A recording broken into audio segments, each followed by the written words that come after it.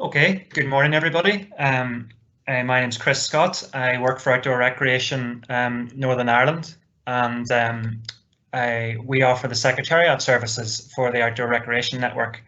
You're very welcome here today to this, the latest in the VSG webinars.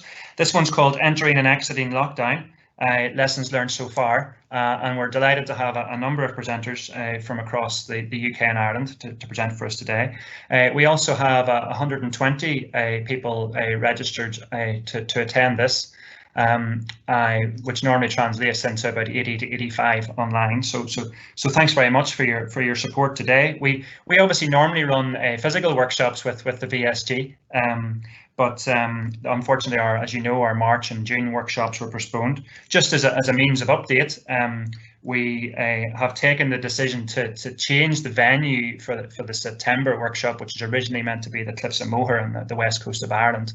Obviously, with quarantine regulations, price of travel, availability of accommodation, and a whole multitude of different reasons, really don't feel that VSG delegates would get the full Cliffs of Moher experience. So the VSG board will be making a decision around the start of August of where we're going to change for a workshop at some stage in the autumn, September, October. So we'll keep you up to date with that as we go along. Just to pass on apologies today from Ken Dodd, the VSG chair. Unfortunately, isn't able to meet us today, but great to have some of the VSG board both presenting and also joining us online as delegates as well. So just move on to my next slide there, Alan, please. So as I said, we've got some great presenters today. As we were talking beforehand, we've asked quite a lot of them to give a presentation of 10 minutes.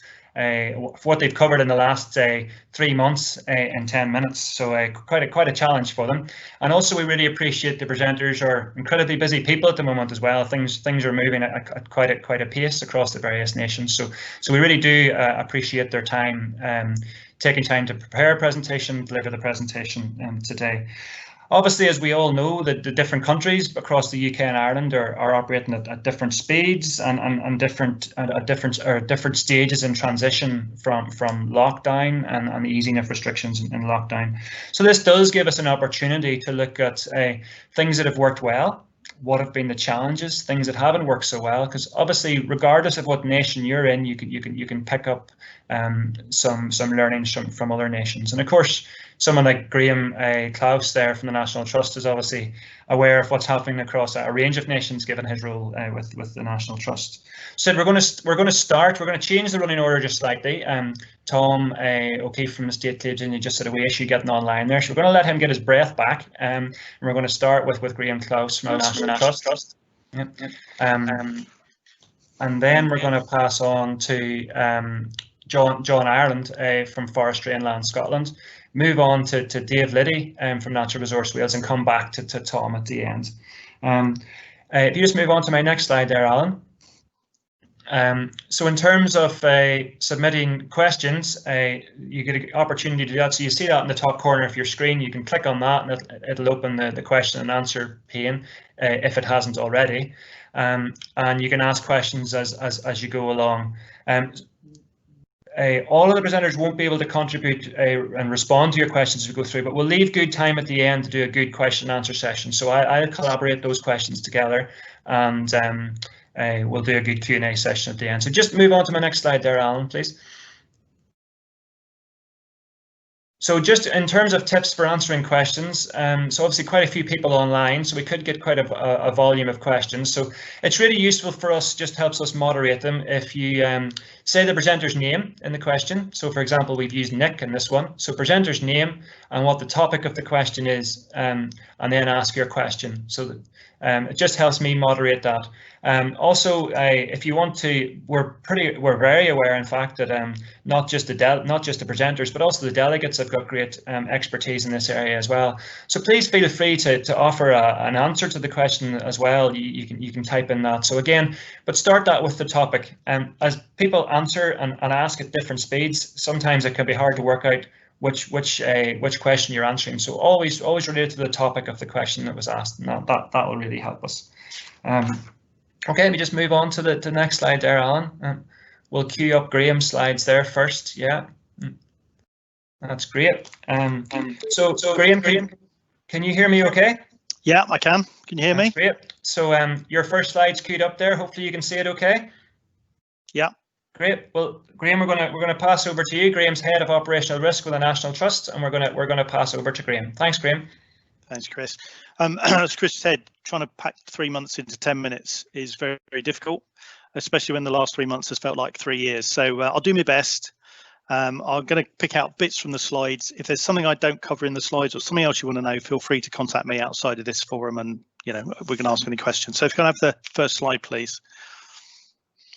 So how we entered lockdown. Prior to lockdown, because there was a period before we actually locked down when we was doing social distancing and things were sort of looming, we put together a business continuity group, which is like an emergency planning group, centrally at the Trust, and that is a very tight, small group, and that continues. We've met every day throughout this period, and we do a daily briefing for all the staff at the Trust. So even when there's nothing to say, we still do a briefing, and I think that's really helped staff cope with what's coming. Some of the first documents we did were an enhanced hygiene and safe working practice instruction. Instruction is just like a rule or a policy that we have, but it was coronavirus specific, and it basically said how we were going to work and how we were going to clean. And basically everything else that we've done has hung off of those documents. So it's been like the guide, if you like. We're on about the 8th version of those. I know I've got to do more versions as legislation changes. So face masks is coming in, so that's another thing that we need to change it for. But that sort of continuity, I think, has been really useful throughout. So in March, we shut everything we could. We can't close everything because some of it's open access land, so that's a bit leaky, but everything that we could shut, we pretty much did. We furloughed as many people as we could as well, and stood down nearly all our volunteers. So the last figures I had, we still had 70% of staff on furlough. So most of our colleagues are still not with us. And out of the 70,000 volunteers, a couple of weeks ago, we only had about 200 back. So we really did shut everything that we could. But closed for us doesn't mean deserted. So there's things we've got to do, even though we're shut. So there's gardening, conservation, all sorts of other bits and pieces to do. So we came up with this idea that we couldn't do what we normally do with the lack of resource that we had. So what we had to do was work out what was essential. And as you can imagine, that's a really difficult thing, because a gardener will tell you that pruning a hedge is essential, and a conservator will tell you dusting a vase is essential. So we had to make some really difficult decisions in the BCG about what was actually essential. And that sometimes went against what we might normally think of essential as at the Trust. So that was fun. Then as lockdown eased, we started to reopen our countryside, and we were doing that very tentatively and cautiously. The main issues to start with were car parks and toilets, which we were keeping shut to try and stop people travelling. But then we were having problems with traffic and people defecating in the countryside and things like that. So we had to make a decision about at what point do we open stuff, because it was the lesser of two evils. Everybody's had ASB and feral behaviour, so I don't think I need to touch on that.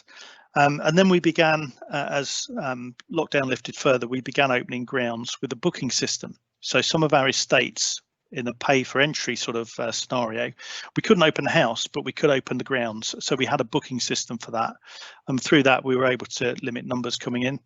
That was limited to about 30% initially of a normal day. That was very tentative. Some of our properties are up to 70 and 80% now as we're becoming more confident. That was really a decision we made based on member value, because we're very conscious that most of our income comes from memberships, and if we've got nothing for them to do, they might be inclined to ditch their membership. So we probably lost money by doing this, but actually we probably gained it by keeping the members, if that makes sense. So there's been a bit of a viability balance that we've had to cover, and that's been tempered as well by, is it worth doing stuff which will mean staff have to come back from furlough, because there's a real sort of financial imperative around that. So we can have the next slide, please. Okay, so where are we now? Well, we're still in Stuck, as most of us are, but apart from that, all our open access places are still open. Countryside estates are open with the pre-booking that I mentioned a minute ago, but this week we're starting to open some of our mansion sites. So there's 7 opening this week with pre-booking as before, so people have to book a slot to come and visit the house. As we go through, our house dominated estates will open progressively over a period of time. So this process will be stretching all the way into March next year. So it's not a case of we can open, therefore we're open. We're doing it in a very controlled and progressive way. Other bits are currently happening this week. So this is just this week's list in the next few bullet points. Next week will be something different, no doubt. But food and beverage outlets are trialling indoor offers. We've started to pilot some shops. But I'll come on to that a bit more in a minute. We're opening second-hand bookshops. We're starting to hire out mobility vehicles, buggies and trampers to help disabled people get about our places. And because we did a trial on that, there's a lot of transferable stuff that lends itself to bike hire, sports equipment hire and so on. So we're starting to do that in selected places as well. Our general approach to this is if the government allow the activity, we'll draft guidance as how it can be done. We'll trial it somewhere. And then we'll finalise guidance based on what we learn, and then we'll publish it, and then it's up to properties to decide if it's viable for them to offer it. So it's a very gradual sort of process that we're going through, all guided by viability. We've had a reopening group form, which is a subset to the BCG, and they are controlling what we do and when. So it's not a free-for-all. So we could open playgrounds, but actually the reopening group is controlling whether we do that and in what circumstance. And just because we can open something doesn't mean we will. So there's the viability question running through all of this stuff. So can I have the next slide, please? So what's worked well? The BCG, I think, has worked really well.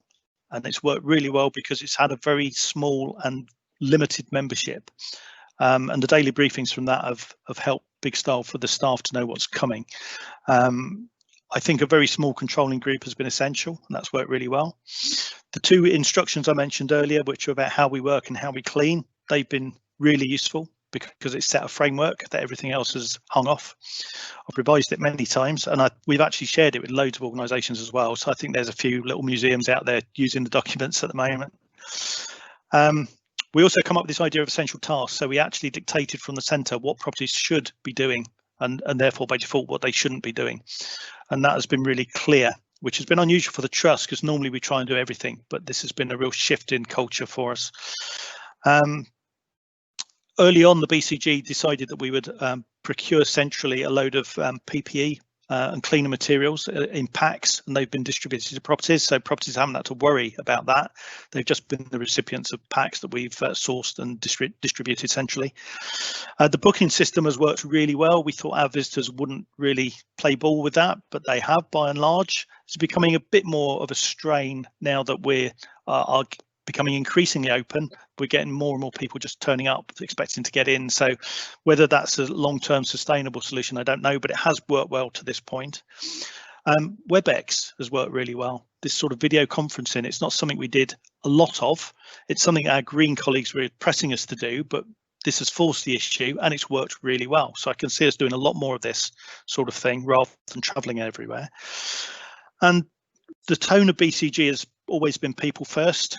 So we've had staff safety at paramount, front of mind all the time, and also our attitude. So we've always striven to be kind. Be kind is the sort of like the overarching phrase, if you like. So I'm asked the same question about 10 or 15 times a day, every day. Every day I have to answer it with a smile, and that's fine. And I think that's helped stop us getting stressed and on each other's backs. So I think that's worked really well as well. Can I have the next slide, please? So challenges, I'll talk a bit more about toilets in a moment. Basically, the key challenge, I think, through all this period has been fear, an irrational fear at that. And that's been driven largely by the media, which has actually meant people have got a perception of risk rather than a feel what the actual risk is. One of the issues that I had throughout this period is we took a view that we wouldn't allow, obviously we wouldn't allow shielded people to come back, staff or volunteers, but we certainly wouldn't let clinically vulnerable people back. That was a sort of decision we made above and beyond the guidance that the government issued. And I was getting a huge clog and angst from volunteers and staff demanding that they be allowed to come back. So when the government lifted the shielding advice, we lifted the restriction on the clinically vulnerable and said they could come back. And now I'm getting a huge clog from staff and volunteers frightened to come back. So you can't win. So I think the message here is you're not going to please everybody. You just need to make a sensible decision at the time. The next one is knackered. We're all knackered. Those of us who've been working throughout are really, really tired. We've been doing 7 days a week for 3 months and so on. Those on furlough who've just come back, and my team have just come back within the last week or two, they're not knackered. They're full of beans, and it can be a little bit of a culture shock for colleagues to come back having stepped away from an organisation maybe 3 months ago. It's like they've dropped through a time vortex and they've come back into a completely new environment. Some of those who come back, not in my team, more generally some who've come back, have had the view that we need to work to get back to normal. That's not what we're doing. We are very aware we will not get back to normal. We are working to a new post-COVID trust. So the future will be quite different to the past. So that's something that furlough people, it's a bit of a culture shock, I think, when they come back and they find it's completely different. So there's a bit of an allowance needed for those two groups. Finance is a big problem for us. We've got a potential £200 million hole in our budgets because of loss of income, and that's going to affect the future. The whole process of what was essential has been a challenge because it has challenged things. Some of the conservation stuff has stopped, whereas before that would have been seen as essential. So it's challenged some conceptions about what was important.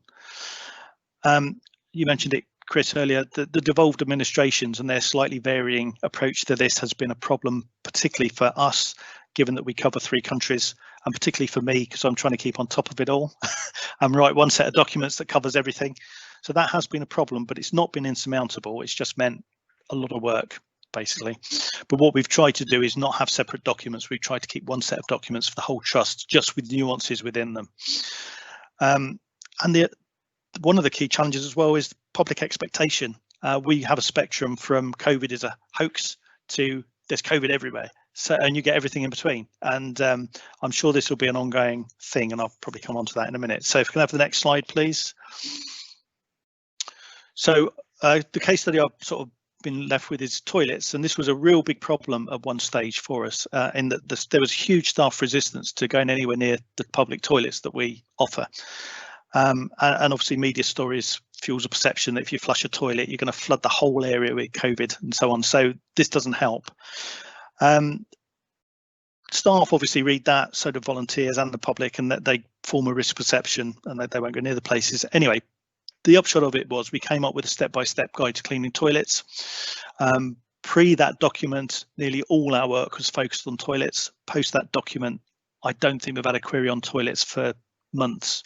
So it's really worked. So if anybody's interested in that, I'm quite happy to share that document. But the answer was to have a clear and simple framework for people to follow, and that seems to have allayed all the fears. I'm not really going to go into indoor spaces because we're only just starting to do that. But I think the point is, if you have a framework that's clear for people to follow, you can manage anything, whether it be indoor, outdoor, whatever. But I think the key thing is define what you mean. So for indoor space, we came up with a definition of if it's got 4 walls and a roof, it's indoors.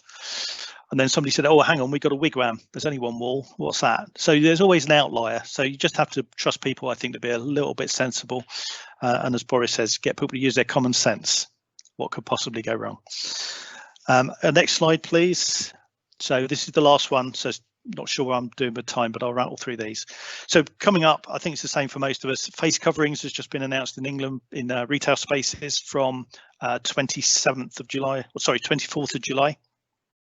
I think it might be coming in Northern Ireland anytime soon. I think that's going to Stormont this week or next week. And I think Wales have indicated they might go with it at some point in the future as well. So I think it's going to be a problem for all of us one way or another. The issue I've got with it is we haven't had the guidance from the English government yet. So I've just had an email come in about it, actually, funny enough, but I'll read that later. There's something to look forward to. Should our staff be forced to wear them? Should our retail staff wear masks? Not required in the guidance, but should they? What will customers expect? What will our staff want? So there's all these sort of things bubbling away at the moment. Test and trace has been another issue that we're struggling with. We've had a booking system, but it wasn't designed to collect this sort of data. So there's no opt-out on it. So we're having to kind of come up with a system, more of a manual system for how we deal with our F&B, our catering places and our mansions. How do we collect names and addresses for those if needed? We've got local lockdowns starting in England. Leicester, you're probably aware of, has been shut down completely, but then there's some minor ones in Lancashire where they're starting to introduce minor lockdown measures to try and head off an outbreak. So that might affect our properties if they are within those areas, but equally it might affect our properties if they're outside the area, but most of the staff live in the area. So for example, if we've got a load of staff living in Leicester, but they travel out to a property, it might have to shut down because we haven't got enough staff. So there's all those sort of things. So we've had to develop a rapid lockdown or rapid shutdown plan. We'll continue to have media peddling scare stories because they love all that. The risk appetite will continue to vary amongst staff and volunteers and the public. We've just started to detect a slight trend where people who are against coming back or against our procedures are starting to contact regulators and make complaints, even though we're well within the guidance, in fact, exceed the guidance in a lot of things. So there's a little bit of a diversion happening there where people are resorting to that if they're not personally happy. Devolved administrations continue to have slight variances, sometimes I think just simply to be slightly different. And I know that's a little bit controversial, but I think that's basically where it's coming from. It's political. We'll continue to open. We might have to close or remodel some of our properties as well. We might have to have different offers going in the future. So we found a different clientele coming while we've had a booking system. So we might have to change our approach and adjust it to appeal to a wider audience. As people have come back, we've had difficulty maintaining the previous discipline we've had. It's a lot easier to marshal 20% of the staff. But when you start bringing people back from furlough, they want to get on with their own thing. They want to crack on. We've had requests for weddings and all sorts of stuff before the government even allowed it. So keeping that discipline has been really difficult as we've started to reopen back up again. And we're having to adapt to a new reality, really. Things like DSE in the future will be much more important to us because we previously had offices, and I suspect going forward there'll be a lot more home working. So DSE and that sort of more remote setting is going to be much more of a thing we're going to have to think about. And of course, we've had a sort of semi-holiday from the regulatory regime. The inspectors have sort of left us alone and given us a bit of leeway to not train people and so on. But as we get back to normal, that's going to come back again with a vengeance. So we have to start getting back into that routine. And the other thing, of course, is looking ahead, there'll be more surprises and bumps on the way. So just stay flexible, I suppose, is the key there. So that's a quick counter through. If there's something I've not covered there, or if anybody wants to ask anything offline, please do get in touch and I'm more than happy to provide anything. Okay, Chris? That's brilliant, Graham. Thank you very much. Thank you. You certainly had a very busy 3 months, and it would seem like another wee while to go yet, as you say, till we get out of this, and who knows what corners are coming up next and how we're going to get around them. So thanks very much for sharing that, and we really do appreciate how busy you are. So probably the last thing you needed was a presentation, but I should say as well, you've always been very generous with your time throughout this lockdown period, and you know it's a real part of the spirit of VSG that the members have shared with each other and shared advice. So thank you very much for that. There has been some questions coming through on the question panel from you there from John Waite from the National Parks. So we'll make sure we get to those before we finish. I should say to everybody, obviously we are recording this webinar, and it will be available on our YouTube channel. We'll be sending you information out on that via eZine tomorrow, so you'll get the links to both the video and to all the slides as well. And some of that follow-up information that Graham talked about there, we seem to spend a lot of time in VSG and ORN talking about toilets, so I'm assuming that that guidance that Graham offered to share will be gratefully received by the members as well. So thank you for that, Graham. So I'm going to pass on to John Ireland next. John is a health and safety wellbeing advisor from Forestry and Land Scotland. Can you hear me okay, John? Yeah, no problem. You hear me all right? Great. Yeah, hear you loud and clear. So we have your we'll just flick on to John's first actual slide there, Alan. Yeah, so we have your very first slide. There might be a slight delay on your side, John, just as you cue your slides. John's joining us by phone, so there might be a wee 20-second delay as you cue your slides with Alan there, but we can see them, no problem. So if you're happy, I'll pass over to you, John. Excellent, no problem. Good man, thank you. Morning, everybody. Same as Graham, if you want to get in touch offline or whatever, please do. We can share anything, or if you've got further questions and things, just ask us stuff there.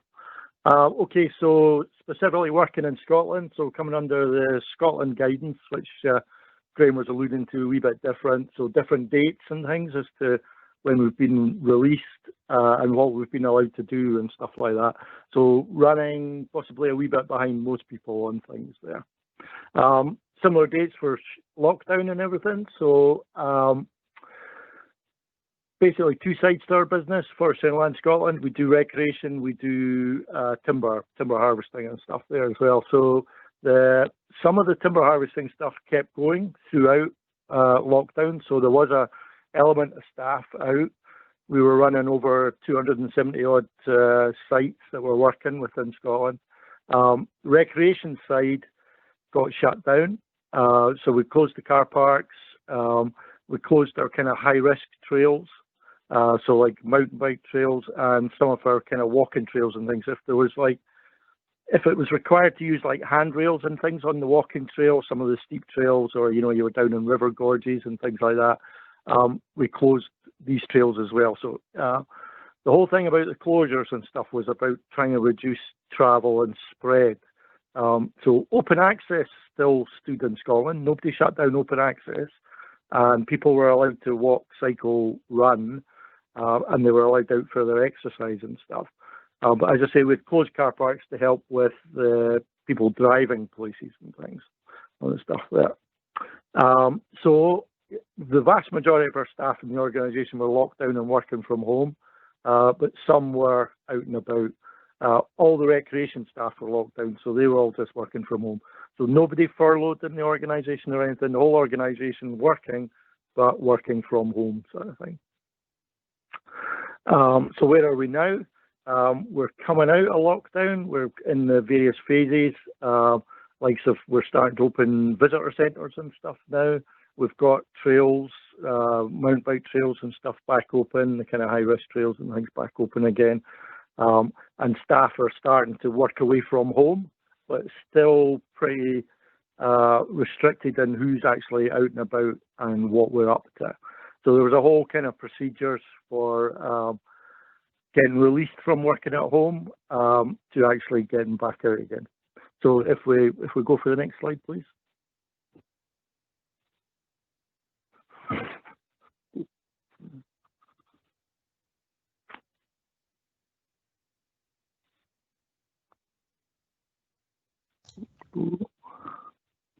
Okay.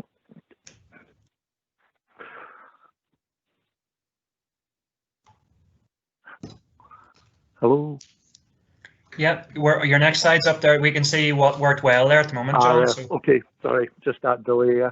Okay, so what worked well for us? Well, as Graham was talking about, that kind of communication stuff and things, we've got a lot better at using kind of like online stuff and things.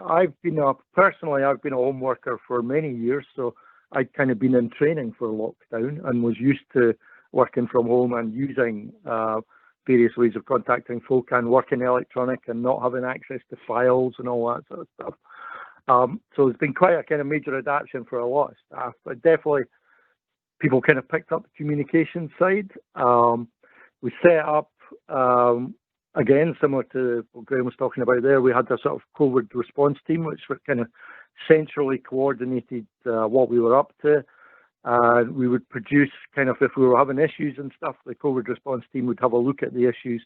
You would produce like a paper for them, telling them what the issues were and what your kind of ideas to sort the issues were. And they would have a look at that kind of nationally. So it was kind of like a national coordinated response across Scotland, across the whole organisation. We set up smaller groups as well. So I've used we've got like 5 regions, and within the 5 regions in Scotland, there's 5 kind of visitor services managers that manage all the recreation stuff within the region. So I've just focused on the kind of recreation stuff here. So we set up meetings with the 5. So the 5 would meet regularly, and we would have discussions, short, sharp discussions about what's going on. And we found that because we were having to work at pace as an organisation, things were changing all the time. We were having to produce all sorts of guidance for staff, and we were having to analyse all the stuff that was kind of coming piling down on you and figure out how that affected the business on the bits there.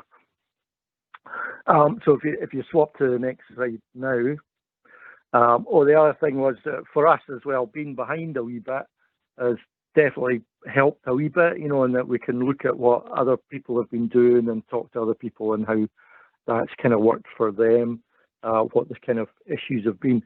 But most folk have had similar sort of issues, like as Graham was saying again, you know, toilets. Toilets were a real kind of foundation, basic building block to kind of opening up, how we open up toilets, and how we went about that, and, you know, waiting for the kind of Scottish guidance on that, what they were, the Scottish Government guidance, COSLA and stuff, and what they were looking for.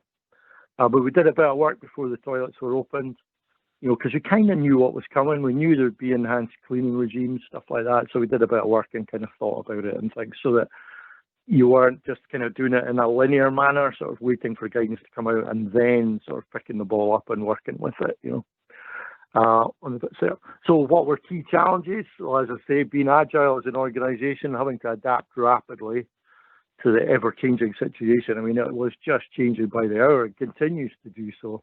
So it's like a real kind of unprecedented time. Personally, I've been about 3-4 times busier than normal. You know, just like flat out. Health and safety issues historically on work risks. So this was different for the team to look at and deal with as a kind of health and safety team. Lockdown different, national level, complex issues resulted.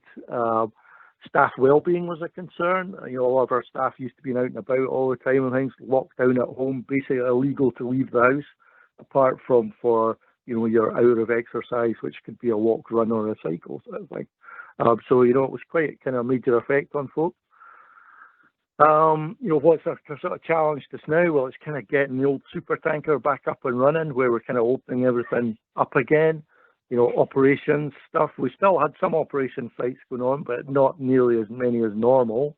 So kind of getting the industry back up and running again. Recreation startup with the, you know, particularly, well, toilets, as I say, that was like a real, who knew you would get to become so intimate on all the kind of details on toilets and managing toilets and stuff like compost toilets and, you know, what would you do with them? And then, you know, the latest stuff's been all the recreation, how to reopen the visitor centres and kind of managing visitor flows, cafes, interaction between staff and visitor centre staff. You know, we've got like franchisees and things running cafes, but we've also got staff in the businesses as well and things. So it's like complex stuff, you know. As I say, we kind of helped get the FISA guidance all up and running. We had the real strong message from our executive team about keeping our staff safe, and it was all about staff well-being and things there. So, you know, it's about, you know, it's not about getting the job done. It was about making sure the staff were safe and things. So, you know, it's been really hammered home. And now we're in this kind of plan, do, check, act cycle. So we've come up with all this kind of guidance. You've got staff coming back to work. And as Graham was saying again, it was relatively easy controlling your kind of, you know, we only had a few staff actually out and about running like harvesting sites and stuff like that. As more staff come back and things start opening up more, it's trying to get people used to the new normal, and that we can't work the same ways as we used to. As Graham says as well, it's exactly the same for us. That staff coming back into the organisation just want to go back to the old ways, and you're kind of going, no, that's not how we can work now. You know, we haven't got offices. We're still keeping a lot of the offices shut stuff currently. Don't use offices. We're still working from home. You know, we can't travel together, all the kind of physical distancing stuff and things. It's like a different way of doing stuff. You know, how do you run training courses? You know, how do we do our first aid training? You know, all this type of stuff, you know. And then, as I say, that the key part now as well is that check bit, where we're checking that actually what we say should happen is actually happening out there. So we've just kind of started on that, and we're out and about with the kind of assurance checks and actually doing audits and stuff as well. If you could cue the next slide, please. So I'm going to give you a bit of an off-the-wall case study.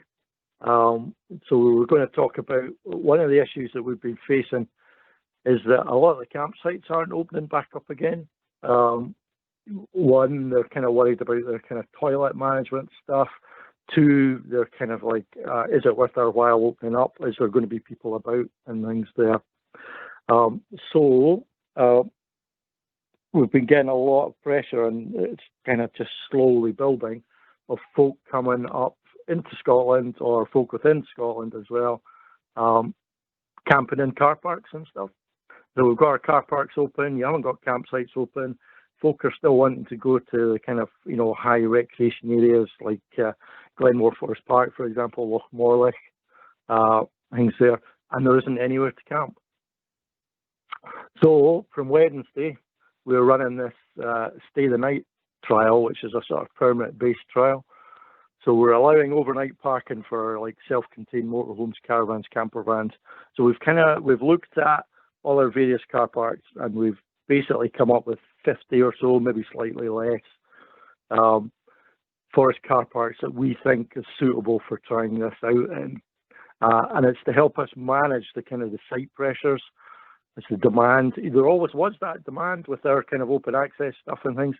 People kind of deliberately sort of misread the wild camping stuff, and they actually come up and they do like car park camping. It isn't actually wild camping, but they think it is because it's in a car park that is somewhere relatively remote. That counts as wild to them.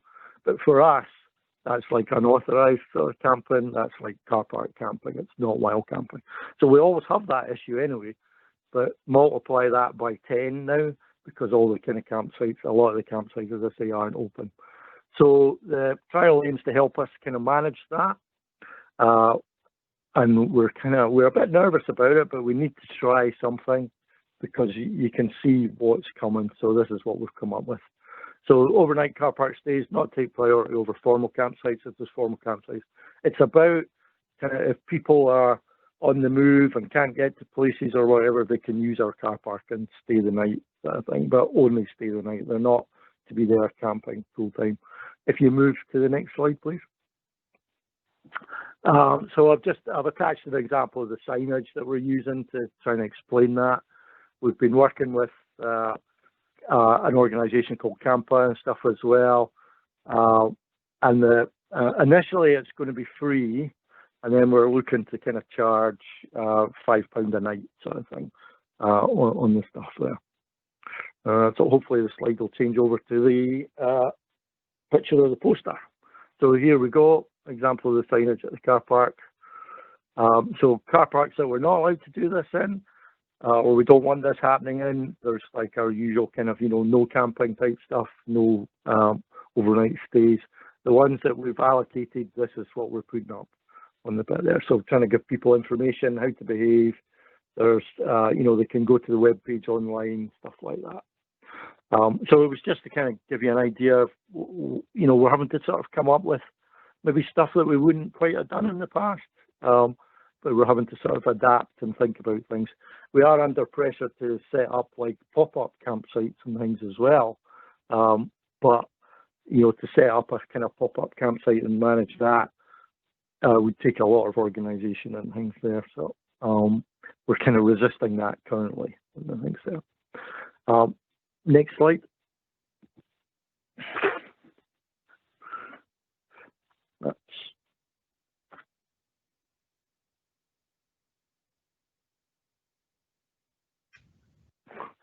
So looking ahead, I've kind of listed a few of the challenges really, wild camping or car park camping and stuff being one of them. We've had a lot of like fly tipping stuff, antisocial behaviour, feral people out there. You've got a whole kind of different audience of folk actually coming out into the forests and things from what was previously there. And especially during lockdown when folk weren't supposed to be out, the ones that were out were the rule breaking ones anyway, and you didn't have your kind of sort of standard audience out helping moderate the behaviour. So there's been a lot of kind of feral behaviour going on. We've had a lot of fly tipping. We've got a lot of unauthorised trail building that's happened from the kind of mountain bike community. So when they've been locked down, they've been keeping themselves amused out digging all sorts of mountain bike trails and I think there. And then one of the positive things I've put in there for kind of looking ahead is the Water Safety Scotland group. VSG is a member of that as well. Anyway, they're just doing their kind of 2-year review of drowning prevention. You know, it's one of the leading causes of accidental deaths in Scotland. Scotland and Wales drown more people than England.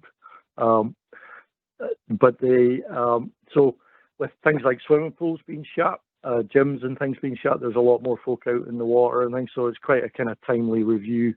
So we're having a wee kind of look at our kind of management of water bodies and stuff there. As I say, it's a bit of a list of kind of issues really and the stuff there. But anyway, that's me. Thank you very much. That's great, John. Thanks a million for that. Again, I appreciate you're a busy man at the moment, as you said. You've been flat out, to put it in your words. So I can really appreciate the time you've taken to prepare and deliver that presentation. Be really interested to follow how the car park piece, the car park camping piece, will work over the coming weeks and months. A great innovation there, and hopefully will offset some of those visitors that can't get into other areas. So some questions coming through for you as well on the Q&A panel there. So we'll get to those in the roundup of Q&A at the end. So so next we're gonna go from Scotland and we're going to head across to Wales. Can you hear me okay, Dave? Yeah, sure. Can you hear me, Chris? Yeah, loud and clear. That's great. So Alan, we'll just queue up Dave's first actual slide there. Yeah, that's it. And so Dave's joined us from Natural Resource Wales, again a board member on VSG as well. So Dave, I'm gonna pass over to you, and Alan will cue your slides again. Dave's joining us on the phone, so there might be a small delay, Dave, just as your slides queue. Sure. Okay. Good morning, everyone, and welcome. Slightly different slant on my slides today. I've been really concentrating on. You know, this is a visitor safety group presentation, and we're in a challenging time, aren't we? The visitor safety guiding principles say, do not take away people's sense of freedom and adventure. To, you know, avoid restrictions on access. And of course, you know, both of those have completely been thrown out of the window during this kind of COVID scenario. You know, we've had to do both those things. You know, we've had to restrict people's sense of freedom and adventure, and we've had to restrict their access. It was interesting to hear what Graham and John have said, and Natural Resources Wales, unsurprisingly, have behaved in a very similar way. We've had an incident response and recovery group that's met seemingly daily, and they've been churning out guidance and instruction to staff that's arrived in our in-tray on a Wednesday and a Friday. To keep us up to date with both the latest from the government, and of course the Welsh guidance is very different from that in England, and similar but not entirely identical to the guidance in Scotland. The 5 mile travelling restriction was the biggest source of guidance for our incident response and recovery group, and if we wanted to support the government, then it made sense, even though people could travel 5 miles for their exercise. It just seemed to make sense if we were to close down all of our car parks, all of our visitor centres, to prevent that, you know, anything other than, you know, non-essential travel. And so that's what we did. Visitor centres were closed, all the mountain bike trails were shut, all the car parks were shut, and as a kind of a bit of a sap, we kind of said, well, actually the forests are still open, and if you can walk to them, you can go and exercise in them, and so that's where we were. Now, as we've moved away from that, and travel restrictions have been lifted 3 weeks, I think we've been a bit tardy in opening some of our car parks. But we wanted to be seen to be doing it in a controlled and responsible way, and so car parks opened, and then mountain bike trails have also opened now, and so we've got. It's just, you know, if you think you've had problems with toilets, you know, that's also reflected in Wales, where somebody in the organisation seems to be obsessed with the potential for Legionella having taken hold of our toilet blocks, and so we haven't got any of our toilet blocks open yet because the Legionella testing process using the contractor that we're using takes 2 weeks. So that's just been an enormous challenge. Okay, so that's where we are. I wanted to concentrate on some of the things that, you know, I think we've learned as an organisation, and things that have been really valuable. And you know, this is absolutely in line with those VSG guiding principles. You know, one of which is partnership, and we've done some really worthwhile things with partners. I've been working with the Welsh Trail Mountain Bike Trail Managers Forum, and you can see the logos across the bottom there. You know, mountain biking is a big deal in Wales, and it has a big economic impact. And so, you know, I'm on first name terms with the owners and managers of all of those sites. And you know, we're not the major player anymore, but we want to work in partnership with them. And they're all saying, oh, when can we open, Dave? And I'm saying, guys, I'm not the COVID police. You know, I can't answer these questions. And so that range of partners have been building their own bridges with the people in the Welsh Government and seeking their own advice, because I can't say whether they can do uplift in a minibus or not. That's up for somebody in Welsh Government to make up guidance on that. And they've been really successful, the people from the Mountain Bike Trail Managers Forum, in building those bridges and working collectively to share their own emerging best practice. They could see that a new norm was going to be required. Mountain bikers are a bunch of buddies, and they all like to hug their mates and high five and all of that, you know, celebrate their radness. Well, that's just not going to be appropriate, guys. And they could all see that coming. And so collectively, they developed this rider code of conduct. And they've made, you know, they're all publishing that on their own websites. That's been published on the kind of on mbwales.com, the national Wales website. And then because we were already in communication, we knew we could see when it was going to be safe to open those sites, and everybody's open together. So instead of all the riders descending on Bike Park Wales or Dovey Bike Park, everybody was open on the same day, and we could share the load. And that's been really, really useful to work as partners. And we've hopefully avoided the risk of those sites being overrun. They're not all bookable facilities, but they've all taken on, they want all of their bookings done in advance so that they can control the numbers. And that's been a great partnership effort, that everybody's doing it in a similar way. And so that's a really useful learning thing in terms of visitor safety group. Yeah, work with your partners. We've done a lot of partnership working with Denbighshire Countryside Services here in North Wales, where we've policed and patrolled some of the honeypot sites that's in the Clwydian Range ALNB. Now, given that that's very close to the English border and places like Liverpool and Manchester, you know, they really are honeypot sites. And because the regulations were different in England from Wales, it meant a lot of people thought it was completely appropriate to drive over the border and to come and recreate in Wales. Well, actually, guys, that was against the rules here. And so in partnership with the Countryside Service, we were able to do a lot of work locally in those honeypot sites.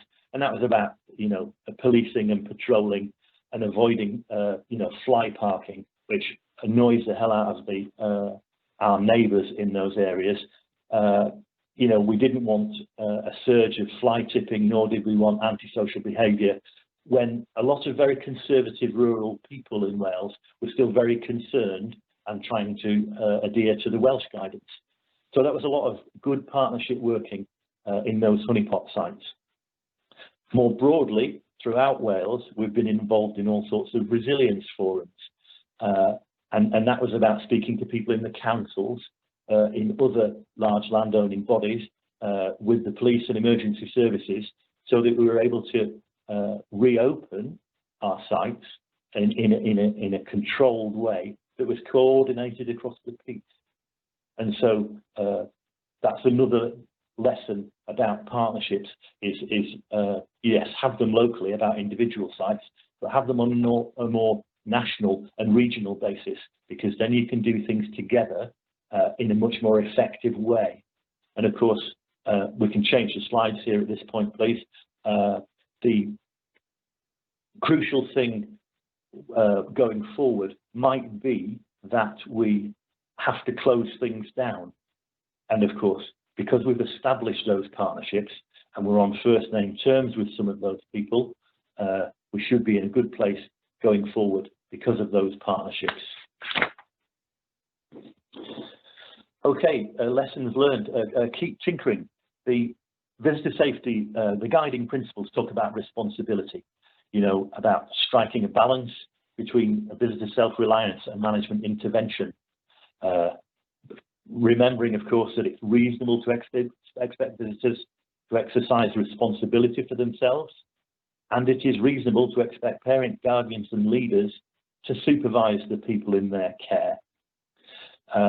You can see here, this is Coyle Brennan, our flagship site, and you can see the detailed layout of, and if you were stood next to it, you can see how the one-way system in and around the building, well, it's only around the building at this point because the building is in fact closed at this point.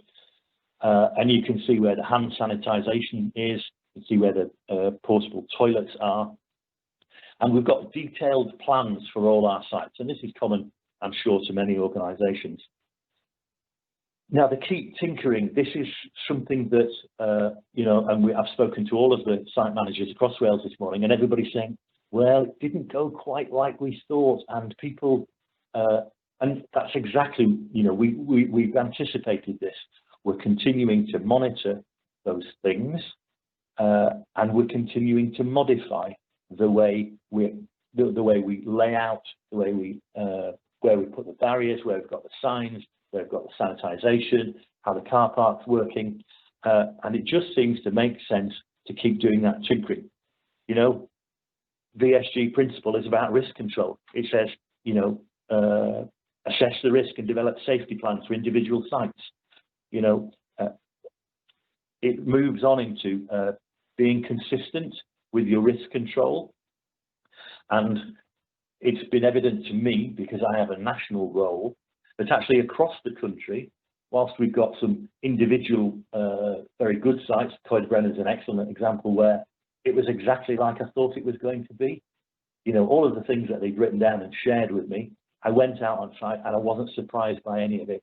And that was really a good example. When I've looked across other places, you're thinking, this doesn't seem to be quite such a good example. And so when we look across the piece, and other people have already talked about auditing across the country and trying to be consistent, and that brings us in line, you know, that's what the VSG guiding principle is about. You know, it's about risk control and trying to be consistent. And then your visitors know what to expect on this site, and when they find it on the next site, they're not surprised by it. So in terms of keeping tinkering, current NRW advice to staff, as re-emphasised this morning, is that we want our staff to continue to monitor those visitors, monitor the patterns, monitor the behaviours, and then they'll be able to modify their risk control measures where they think it's necessary. You know, they're the experts, they're on site. Okay, we can change to the next slide, please. But it's not up to me, Dave Liddy, to say one size fits all, because it never will. So that's the lessons learned. You know, encourage your staff with their local knowledge to keep tinkering with their risk controls on any given site. Okay, finally then, one of the visitor safety group guiding principles is about awareness, and clearly comms is central to that. The guiding principle: inform and educate visitors about the nature and extent of the hazards, the risk control measures in place, and the precautions they should take. Now, all of our standard VSG stuff is already out there, and so we've gone to great lengths, as I'm sure you all have, in terms of reinforcing those. The thing that's new, the thing that's changed, is all of the social distancing that's going to be required. And so we've got all sorts of signage about that. It's on the website, it's on, we're reinforcing it on social media. And then it's a series of, and it's tried to strike a balance in terms of telling everybody what to do, but you know, signs overload is a bit of an issue. And we've had to be careful about that. And that's something else that as a kind of national auditor, I'm saying, you know, maybe you've overdone it here a bit, guys. Maybe we can't see the wood for the trees here because you've got too many of these, or too wide an array of information going forward. I was pleased with the 6 steps to a safe return and a refresh of the countryside code. Now, you know, these are my messages that I developed with a series of, you know, partly it was Mountain Bike Trail Managers Forum, but this was from a lot of recreation managers. You know, these were the specialists, these were the experts in recreation. And I was absolutely determined that their messages were central to what the comms team, the last thing I wanted was the comms team telling me what they thought were the important messages that we ought to be telling visitors. And I had a couple of terse conversations with some of my comms colleagues, and then we all started to gel and merge, and they're kind of thinking, oh no, yeah, maybe you're right, Dave. And it emerged as the 6 steps to a safe return, because we've got the experts generating the message, and then we've got the comms specialist putting it in the right form of words with the right kind of phraseology and something that was easy to read and accept. And we're really pleased with the response that we've got from that. In Wales in particular, we've been lucky that the weather has been in our favour. And okay, last weekend was pretty good, but the week leading up to it, when we'd already opened, had been very mixed. And then it's been mixed again all this week. And actually, you know, as other people have said, visitors have been pretty well behaved. You know, even where we haven't got, where we haven't signed and facilitated queuing, people want apparently to do it in a socially distanced way. You know, even where we haven't facilitated it, people are keeping apart in general, because, you know, we know as land managers, there will always be people who are camping in their camper van. You know, motorbikes and antisocial behaviour just go with the territory. But actually, in general in Wales, we're very pleased with where we are.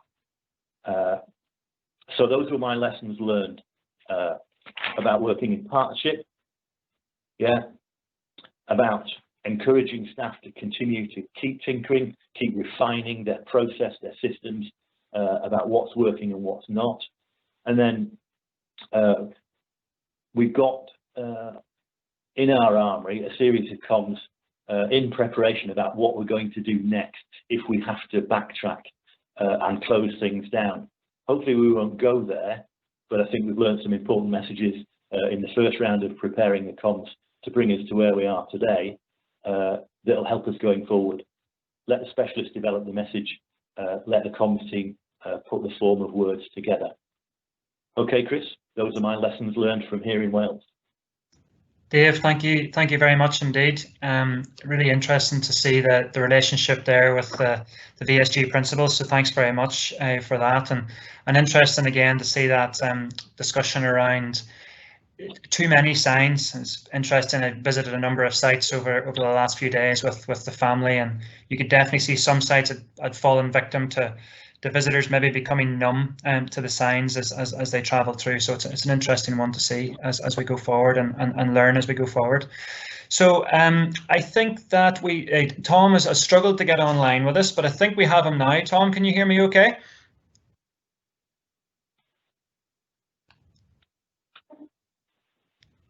I can see a Southern Irish number on my list, and I can see you're not on mute. So hopefully you can hear me okay, Tom. Very faintly there now. We'll give it one more go. I can hear you just about, Tom, I think. I don't know if you can do anything with volume or anything at your end.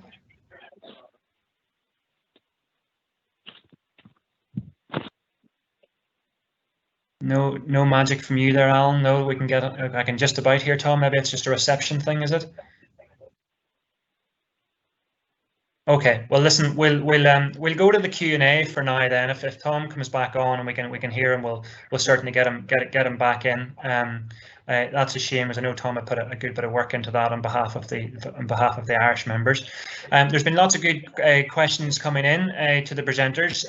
Graham from the National Trust has been furiously answering quite a few. But I want to give the other presenters an opportunity, or give Graham an opportunity to expand on some of those, and give the other presenters an opportunity to add as well. So we'll just move to those now. So just bear with me 1 second. First of all, to John Ireland, lots of very interested delegates to hear about your car park camping project, John. So reference from the Lake District, reference from Pembrokeshire, Coast National Park, all saying that they're having similar issues around that. So very keen to make sure that we as VSG keep in touch with you, John, and hopefully we can follow that case study as we go through. You'd be happy to work with us on that? Yeah, very much so. It'd be good to share, see how we get on. As I say, it's a bit of a leap of faith, so it's going to be interesting what happens. But we know we've got the issue. We might as well try something and see how we get on. No, that's great. Now again, John, you've been great throughout the process, working with us both at VSG and ORN, sharing your various ideas. So that one certainly seems to have got great interest from the members. So we'll make sure we'll work with you to communicate that out via e-zines and so on, following up on this. So yeah, it's as you say, you've taken a leap of faith there, and it's great to see. So hopefully that performs well for you. Another one coming through, again, lots of questions about toilets as always. One question coming in there from Graham Stringer at National Resource Wales. So questions coming in again just for both John and I'll come to Graham first, who's answered part of the question on the message board. So Graham's concerned about toilets with narrow corridors on the approach, blind corners which prohibit social distancing. What's been your approach to that, Graham? And then I'll come to you next, John. Yeah, early doors we were really worried about this, but increasingly as we've gone along, we've realised that actually just walking past somebody is not a huge risk. You're not face to face, it's not really that close, it's very fleeting. So we've worried less and less about that issue. The main issue we found is with where do you manage the queue and how do you keep those people apart, because they're sort of dwelling. So we've been less worried about that, and we sort of allowed it really in terms of that fleeting passing of people. We have sort of done things like block off every other urinal and that sort of thing, just to enforce the distancing as far as we can. We have fallen short of having somebody stood in the toilets watching people. We didn't think that was appropriate. But in terms of cubicles, because there's a partition between, we haven't bothered doing every other one of those because they're sort of separated anyway. So we've taken a fairly relaxed view on it, but we have been very clear on our cleaning regime. That's, I think, more of a risk is the cleaning regime. So we've insisted 3-time cleaning every day. And we've had, and I said I'll share that. If anybody wants that, what I'll do is I'll send it to Elizabeth, which has got a step-by-step cleaning guide to toilets and also a checklist for what needs to be done every time and what needs to be done once a day. That's the biggest risk, I think, rather than people happening to walk past each other in an approach or a corridor. So we've worried less about that. Okay, thank you very much. Yeah, if you get that through to Elizabeth, we'll get that distributed out to the rest of the members. So thank you very much. John, how are you getting on with toilets in Scotland? Concerned about people passing in corridors or narrow toilet blocks and so on, or what's been the approach there? We've very much gone for a case-by-case, site-by-site basis. So we do an individual risk assessment of the toilets and the toilet block or whatever, or where the toilets are in the building, and then come up with kind of what we think is appropriate controls there. So some buildings you just can't use the indoor toilet or whatever, but we have other ones in other places adjacent, sort of thing, stuff like that. But yeah, I would agree on the fleeting passing and things. There is much more about the touch, being able to be clean going in and being able to be clean coming out. So when you actually left the building, you can clean as well. Is much more important sort of thing. The kind of fleeting and the physical distancing bit there, that there's a bit of an element of responsibility by people using the facilities as well, and that, you know, if they can stop and wait for somebody to pass, stuff like that. But we have built in that, you know, we are kind of carefully observing, so we put the stuff in and watch how people use it and what's happening, and then we're looking to, you know, adapt minor adaptations and things. So trying not to be too risk averse about getting stuff open, plan A, get it open, do it like this, and then observe what happens and swap to plan B if you need to, sort of thing. But, you know, we've definitely, along the lines of, we're better having toilets than all the stuff that goes on without them. Okay, thank you, John. And this is a slight link to that one. It's a question that's come in from Adam Godwin, and it's addressed to John, but I'm going to ask the rest of the panel as well. So, and you may not have thought of this, but looking ahead, considering the new normal that we're now in, if you were to design a visitor centre tomorrow, what changes would you think about making? Going to come to you first, John, and then Graham and Dave. Outdoor. That you've got like outdoor space attached that, you know, people can sit and shelter in and be outdoors, whatever. We're not going to see COVID going away and stuff like that. It's the same, you know, what we were thinking about, like our grass cutting and things as well. You know, great reduction in grass cutting, let it grow, sort of thing. You know, that, you know, by planning and you know, thinking about these things, that when you're actually kind of designing places, you think about the overall stuff as much as you can, sort of thing. So yeah, definitely will be kind of built into sort of like future designs. Okay, Graham, any thoughts on that one? Only that I don't think it's going to be a live issue for many of us anytime soon. Given the money situation, we've had to stop a large proportion of our projects, and I can't see us making that sort of investment in the short term. But obviously, when that sort of stuff does come in, they would have to be designed to suit the use that we're going to put it to. So if we're still distancing, if there's no vaccine, then yeah, it would have to be part of the consideration. Okay, thank you. Yeah. Do you have any thoughts on that from Natural Resource Wales perspective? Well, you know, Graham Stringer has kind of answered a lot of his own question. We've been tortured by, and I don't know where the Legionella crisis came from, but the very long lead time between initial testing and second testing and getting results has just been, you know, purgatory for us. And so most of our sites have got portaloos on them. In terms of visitor centres going forward, we, you know, and Graham's right to make the point, you know, investment in visitor centres just seems incredibly unlikely. We're very fortunate that a couple of our sites have got external toilets, and they work on a one in, one out basis, and so that does mean they're kind of COVID friendly, as it were. And because we're in Wales and it does rain a lot, we're aware of the need for covered areas, and of course that falls into our own hands here, because it does mean you can do take away, you can have people sitting outside in a covered area, although they didn't look terribly happy sitting under the balcony in Coed Brennan in the rain yesterday. Okay, great. No, I would agree with that. I was with my family in Dublin Zoo at the weekend, actually, which was and social distancing exercised really well by the attraction there, until it started lashing raining, and the public took it in their own hands then, very, very much so. Any shelter was well grouped together.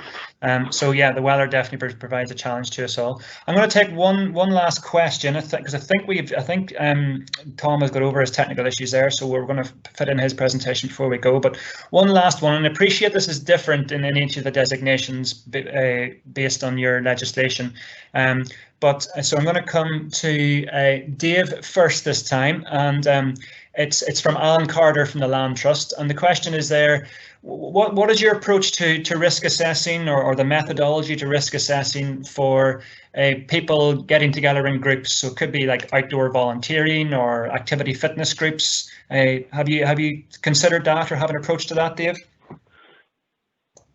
It's not, you know, if we're only just opening our sites, and we really haven't grappled with this one.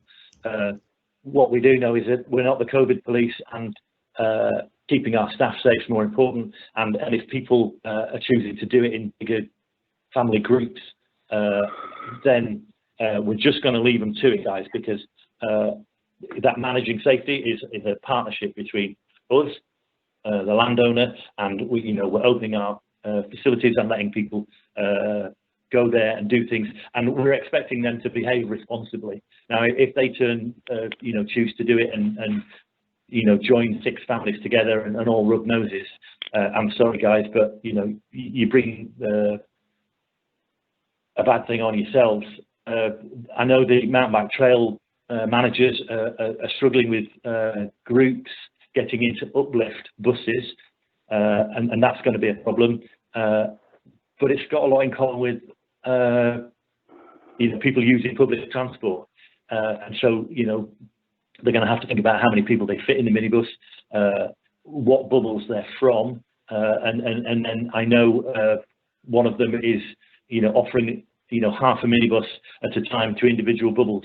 So there is work going on, but I don't have any definitive answers in that area right now. We're too far back up the queue, as it were. No, that's fair, Dave. Thank you very much. So I think I'm conscious that that Tom has worked hard to get himself connected to us there. So can you hear me okay, Tom?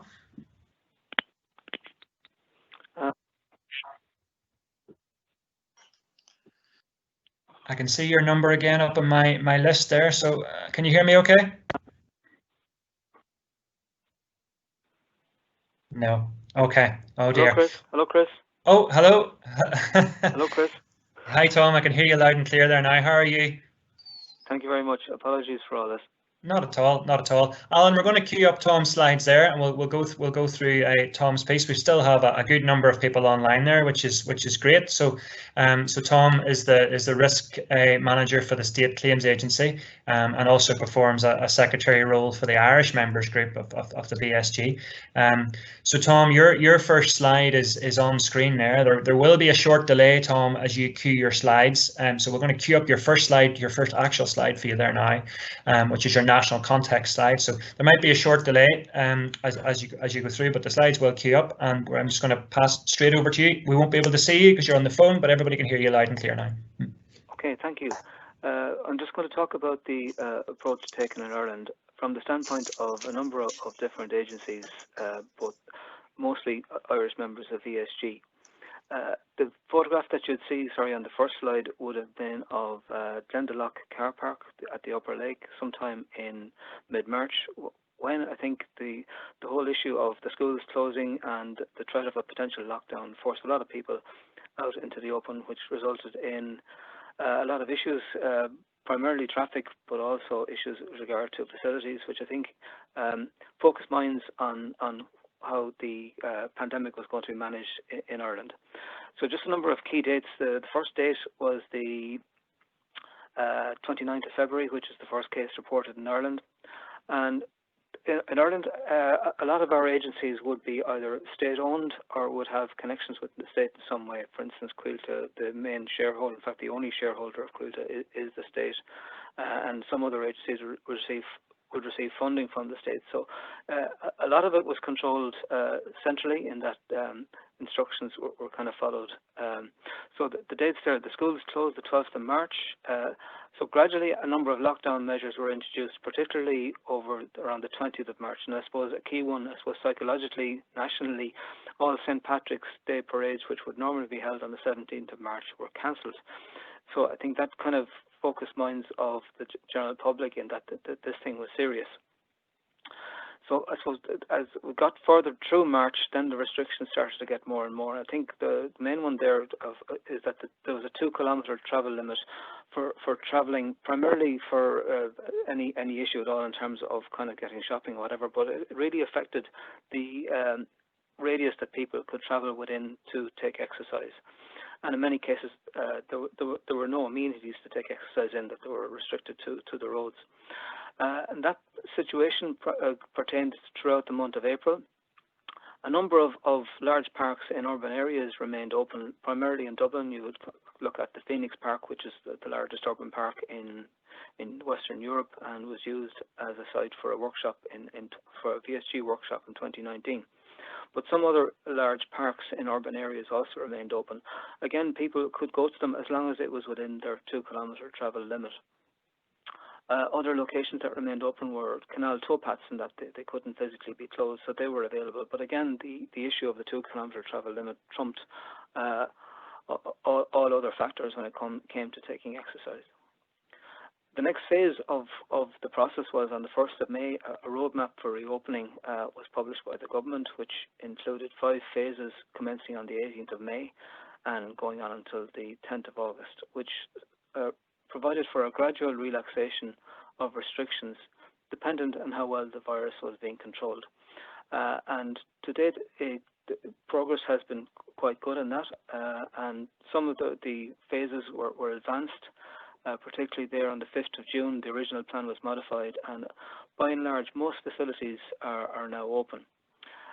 This is complemented by, in terms of workers, there was a return to work government return to work protocol, which set out the parameters by which employers could bring their staff back into work. So can we have the next slide, please?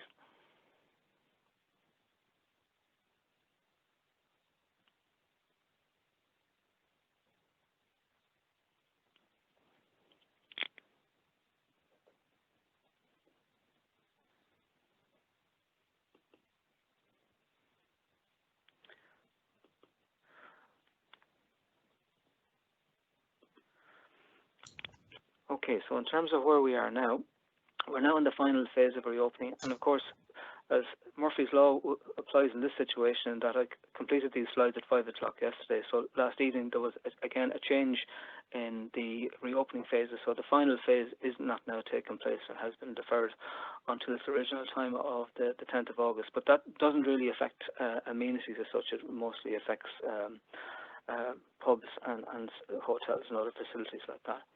So at this stage now, there are no travel restrictions. So basically, the country is open for travel, and most amenities have been open since the 29th of June. Most, in fact, all sites would apply control measures like physical distancing, restricted times, restricted numbers. Pre-booking is fairly common, and most park sites and woodland sites would be operating one-way systems. To give a couple of examples of how things are operating, with Quilta, which is the National Forestry Agency, all sites have reopened, and there's a large increase in domestic visitor numbers. As I'll refer to later on, Ireland is applying a 14-day quarantine period for all incoming visitors or visitors from abroad, which has essentially stopped any inward travel. For the Office of Public Works, there would have been a gradual reopening of sites. Parks would have reopened before indoor sites, but by and large, certainly all their outdoor sites and most of their indoor sites, like historic houses, are now open. The National Parks and Wildlife Service, which would operate about 6 large reserves throughout the country, the parklands are certainly open, but some of their indoor facilities, like training facilities, would remain closed. Waterways Ireland, the towpaths have been open throughout, and their navigation systems are now mostly open, although some may be on reduced hours. Could I have the next slide, please?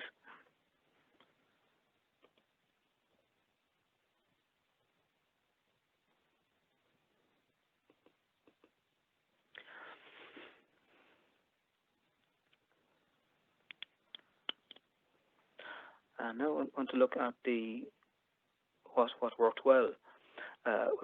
Certainly, throughout all phases, there has been a resurgence in exercise, particularly exercise that you didn't need any particular facilities for, like walking, running and cycling, all within the various distance radiuses that would have applied at the time.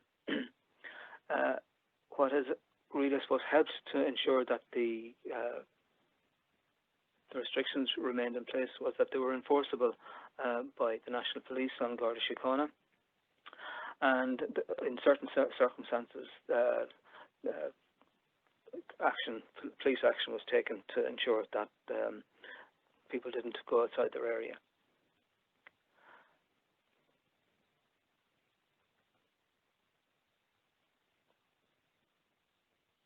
There was a widespread and almost total compliance with lockdown restrictions.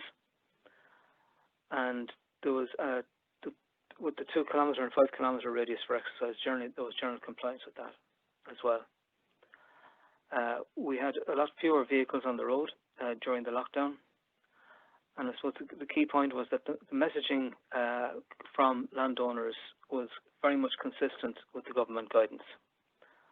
I think we can skip on to the next slide, please.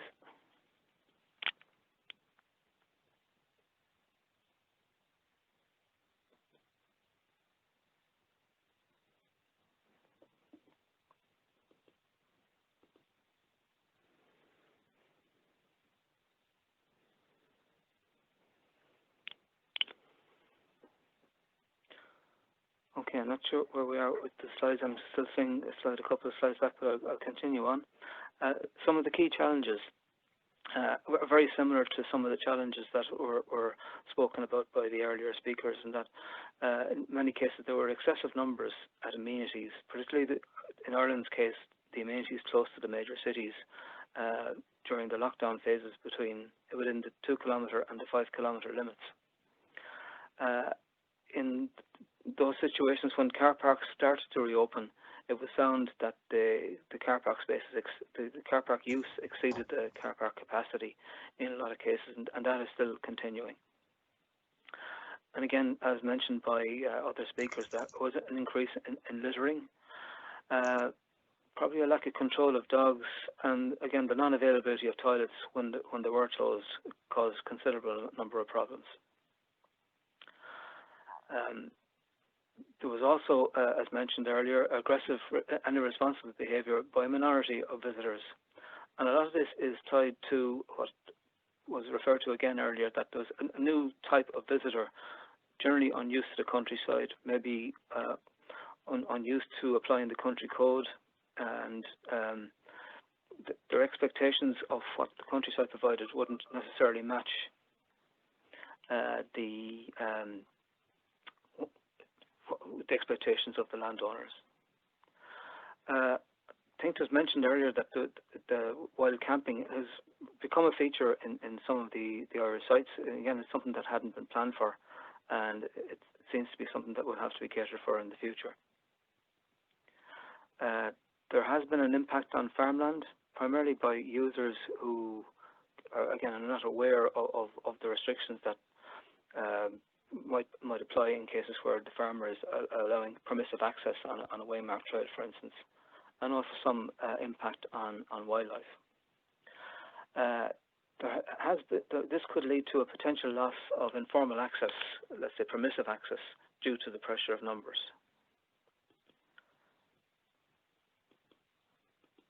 So I'm just moving on to the next slide, which is the case study on public engagement.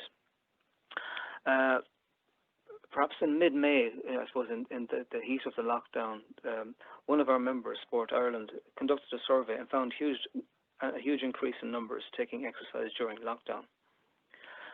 This led to a fear that access to the amenities could be delayed by the irresponsible behaviour by some, and they commenced a process of engagement with the public through contacts that they would have developed through some of the sporting organisations, as well as through a number of VSG members. The first move was to issue a collective statement on behalf of VSG members, site managers and sports bodies, supporting the government policy on hygiene measures and responsible behaviour, and also encouraging the public to take personal responsibility and adhere to the government guidance, with the objective to ensure that the outdoors remained accessible to all for the duration of the restrictions. Next slide, if you can see it. This was followed up by, following a meeting of the Irish members, the issue of an Outdoors for Everyone message, which was circulated through the organisations and the sporting bodies. So you can see the top part of the graphic there, which shows the Outdoors for Everyone, followed up on the next page by the actual content of it. And I won't go through it, but generally it concerns issues that I would have discussed in this presentation and found with others. So essentially advising and encouraging people to remain within the government restrictions.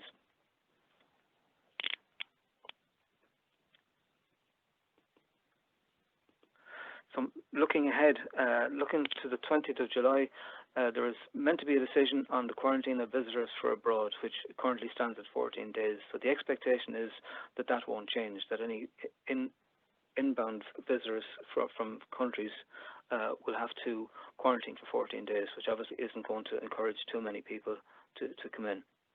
But on the domestic front, tourist sites have been heavily booked for the remainder of summer. This follows, I suppose, the message that everyone should take a staycation this year. So as well as not too many people coming in to Ireland from abroad, there's very few people leaving Ireland, and they're encouraged not to leave Ireland. There has been a recent increase in the number of new infections. The difference between the previous phase of the COVID-19 infection is that there are now a much younger profile, generally people under the age of 45, and it's very much regionalised to a number of locations. There remains the potential for future either regional or nationwide lockdowns. And one of the lessons which is common through all our members that they said that they feel that it's important that they should retain records of the measures that they took initially to facilitate the reintroduction. So in other words, they can facilitate a reintroduction of control measures should the need arise. And also it's important that the coordination between agencies is maintained to ensure that the visitor gets a consistent message. And I think that concludes my presentation, Chris.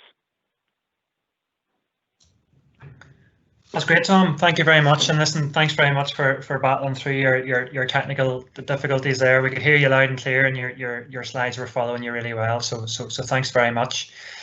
So we're just a little bit over time, folks. So apologies for that, but we've got a lot fitted in a very short space of time. We will be, as I've referenced throughout the webinar, we will be sending out all the outworkings of this. So this video recording will be available, the slides will be available, and the Q&A transcript will be available as well. And then as Graham and others have kindly offered, we'll be mopping up all those follow-up guidance notes and so on that we'll get out to people within the easing. So that should hopefully come out tomorrow. In the easing, we will be including also a members survey as well. So we'd really appreciate if you could take just 5 minutes to fit that in. We as the board and we as Secretariat want to make sure that we're continuing to stay relevant to the VSG members during this period and beyond, as well as hopefully we can return to physical workshops in the not too distant future. So I'd be really keen to get your feedback on those. What you think has worked well, what other topics you would like to see. If you think things haven't worked well or could be improved on, please do tell us as well, as we're happy to take that on board. Any ideas for future webinars over the coming weeks and months, again, put that in the survey, but also feel free to email my colleague Elizabeth Rogers. Her email address is up on the screen there, so feel free to do that. Alan, if you could just pop to the publication slide there, I think it's 35.